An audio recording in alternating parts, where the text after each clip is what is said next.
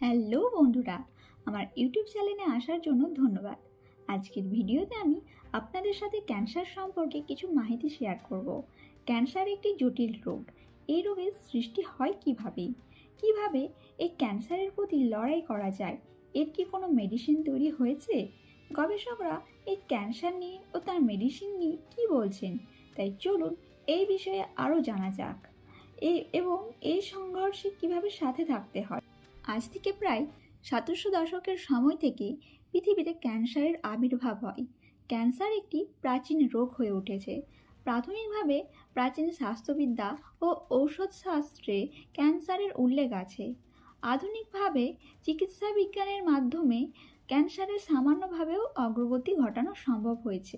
1903 সালে প্রথম ক্যান্সারের ঔষধ আবিষ্কার করেন নিকোলাস কুরি। আচ্ছা, আপনারা কি জানেন ক্যান্সার কি? ক্যান্সার একটি জটিল রোগ যা অযত্ন সেল সমূহের নিয়ন্ত্রণে সংগঠিত হয়। এই সেলগুলি শরীরের বিভিন্ন অংশে প্রসারিত হতে পারে, যেমন মাংসপেশি, মাড়ি, অঙ্গতন্ত্র, চর্ম, হাড় ইত্যাদি। সাধারণভাবে ক্যান্সার দৈহিক অস্তিত্বে একটি অনিয়ন্ত্রিত সেল।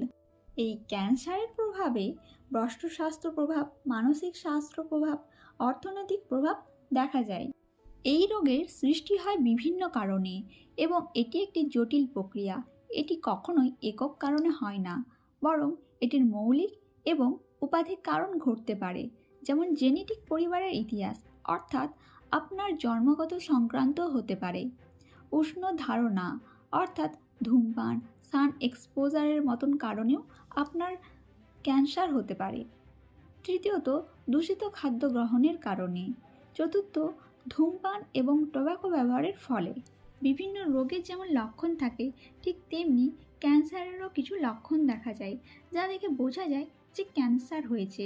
যেমন রোগীর ত্বকের রং, স্ট্রাকচার অথবা আকার পরিবর্তন হতে পারে।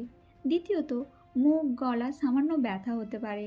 তৃতীয়ত, রোগীর শরীরের হরমোন, প্রোটিনের স্তর পরিবর্তন হতে পারে, যা ক্ষয়তা এবং দুর্বলতা সৃষ্টি করতে পারে। আচ্ছা, তাহলে ক্যান্সারের কি কোনো আদেও মেডিসিন তৈরি হয়েছে? আর তা হলে রোগের জন্য কতটা কার্যকর হবে? তবে ক্যান্সারের চিকিৎসা ও প্রতিরোধের ব্যবহৃত অনেকগুলি ঔষধ রয়েছে, কিন্তু কোনো একটি মৌলিক ওষুধ হিসেবে ক্যান্সারের পূর্ণ চিকিৎসা এখনও পাওয়া যায়নি। এটি ব্যক্তির রোগের ধরন, স্থান এবং ব্যক্তির সামগ্রিক অবস্থার উপর ভিত্তি রয়েছে। যেমন কেমোথেরাপি, অর্থাৎ বিভিন্ন ঔষধের সমন্বয়ে তৈরি করা একটি ঔষধ, যেটি অসুস্থ সেলগুলিকে নষ্ট করতে ব্যবহার করা হয়। দ্বিতীয়ত, ইমিউনোথেরাপি, এটি সেলগুলির প্রতিরোধ বাড়াতে সাহায্য করতে পারে। তৃতীয়ত, টার্গেটেড থেরাপি, এটি সেলগুলির হরমোনের স্তর নিয়ন্ত্রণ করতে ব্যবহৃত হয়। চতুর্থত, হরমোন থেরাপি, এটিতে সেলগুলির হরমোন স্তরগুলিকে নিয়ন্ত্রণ করতে ব্যবহৃত একটি পদক্ষেপ।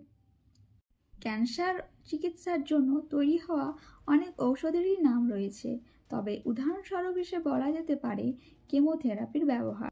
আর এক প্রকারের ঔষধ হলো প্যাক্লিট্যাক্সেল। এটা তো গেল ঔষধের পর্ব। তাহলে এই মেডিসিন ছাড়া আর অন্য কোন উপায়ে ক্যান্সার রোগের ঝুঁকি কমানো যেতে পারে?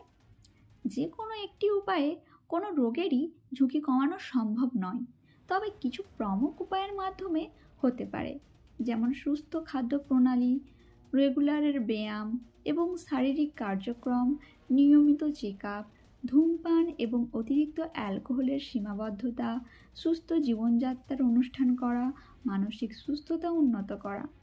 ইতিমধ্যে ক্যান্সার নিয়ে গবেষণা চলছে এবং বিশেষজ্ঞদের মাধ্যমে এই চিকিৎসার ক্ষেত্রে নতুন উপায়ের প্রমুখ পরিকল্পনাগুলিও আসছে। এই গবেষণার উপর ভিত্তি করে কিছু প্রধান দিক যা গবেষকরা বলছেন: প্রথমত, জেনোমিক্স এবং স্থানগত চিকিৎসা, যাতে রোগীর জেনেটিক তথ্য এবং ক্যান্সার সেলগুলির বৈশিষ্ট্য বোঝা যায়। দ্বিতীয়ত, ইমিউনোথেরাপি, যেখানে রোগীর নিজের ইমিউন সিস্টেমকে ব্যবহার করে ক্যান্সার সেলগুলির বিরুদ্ধে লড়া যায়। কেমোথেরাপির নতুন ও উন্নত পদক্ষেপ। চতুর্থত, ন্যানোটেকনোলজির মাধ্যমে ন্যানো পার্টিকেলের ব্যবহার।